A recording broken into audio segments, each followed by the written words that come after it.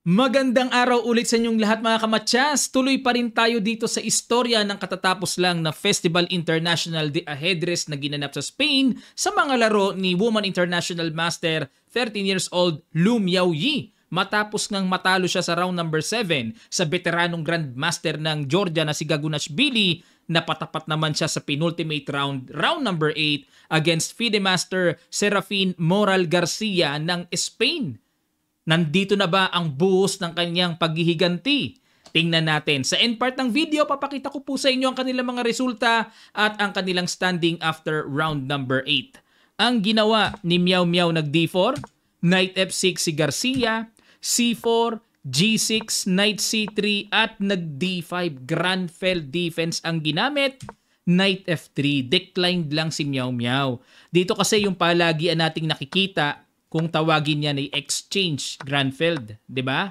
Pero dito, nag-Knight F3 muna, Bishop G7, nag-H4. Ayan, ang aggressive variation dito ni Miao Miao. Mag-H5 yata kagad. Kumapture sa C4 at nag-E4. Ayan, buong buo sentro, babawiin na ang pawn at nag-C5 para makagulo sa sentro. D5, B5, aba, matindi rin itong si FM Garcia. Nag-H5, good move. Hindi pa naman nakakagulat yan kasi linyado pa rin, no? Sacrifice pawn at nag-castle. Ayan, liliwanagin natin dito mga kamatyas para maunawaan natin bakit naman hindi kinapture ang libreng pawn. Halimbawa, mag-Knight H5. Magna-Knight B5 kasi may bawi sa pawn eh. Tapos, next na, weak na yung C4. Very easy na yan sa white na makuha yan. Okay? Ngayon, papaano naman kung mag-B4 para pag umalis ang knight ay may knight E4 na paparating? May H6 naman na sabayan. Aatras yan, bishop F8, tapos magna-knight A4. Ngayon, pag nag-knight E4, bishop takes C4. Na dito, positional advantage ang white dahil yung H6 ay malakas na pawn na nakapagpaipit, nakakapagpa-delay yan ng kingside development. Okay? Kaya pangit yan sa black. Kaya dito, nag-castle lang. At kumapture na, F takes G6, E5. Naku, talaga nga naman. Type na type ko yan. Ang ganda sa mata. Nag-knight G4. Siyempre, kailangan umiwas. D6, tuloy-tuloy talaga oh. May Queen D5 na paparating. Salbahiski ang threat. Napa-E6 tuloy si FM. Ayun mga kamatyas, may kahanga-hangang bitaw dito ang batang ito. Excellent move. Pakiguess nyo po mga kamatyas. Grabe ito. Sa ilang sandali lang, tutuloy kagad natin. Start.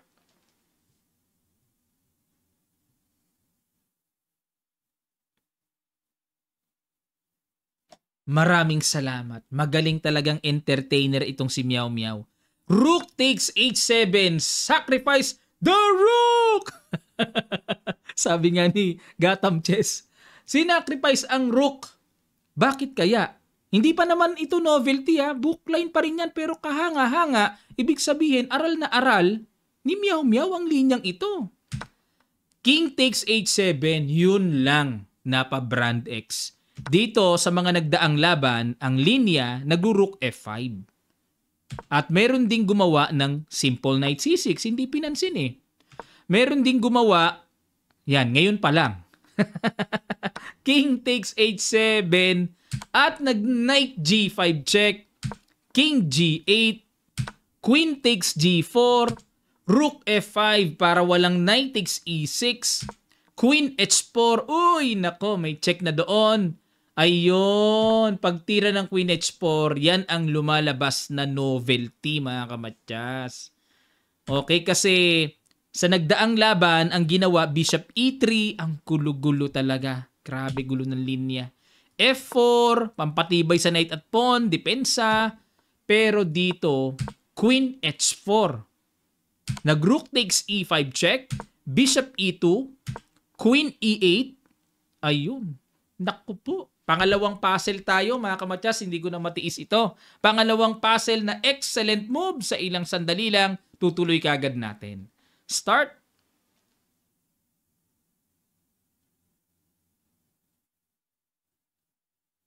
Maraming salamat mga kamatsas. Ninetix B5. Meow meow. Ikaw lang ang napapanood kong gumaganito.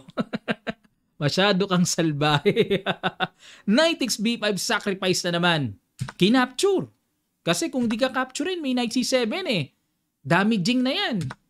Queen H7 check, King F8 at nag-Queen takes G6, threatening matchas sa F7, napilitan ng capturein ni Garcia. Bakit napilitan? Tingnan natin. Wala na bang ibang solution? Halimbawa kung mag-Queen D7 para protection na ng F7, mayroon kasing Knight H7 check, persado King G8 and Knight F6 aroy. Double. Queenless. Kung mag-Rook F5 naman dito para masuportahan ng F7, may Bishop G4. Okay, pag nag-Rook F6, may Knight H7 pa rin. Talagang sa inis ni FM Garcia, kinapture na ang knight na yan. Bishop takes G5, Queen takes B2 para makapangalikot naman.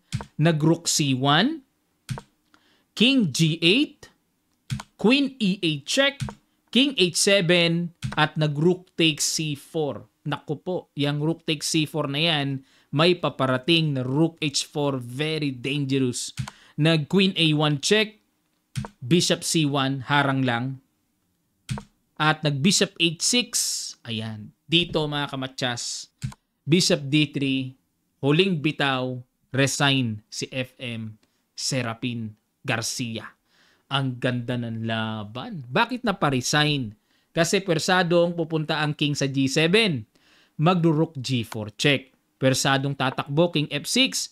Magku-Queen H8 check para hindi na makatakas-takas pa. Bababayan king F7. Magbi-Bishop G6 matchas. Grabe yung pawn sa D6. So nakatulong. Hindi makapunta yung king dun eh. Ganda ng show na ito.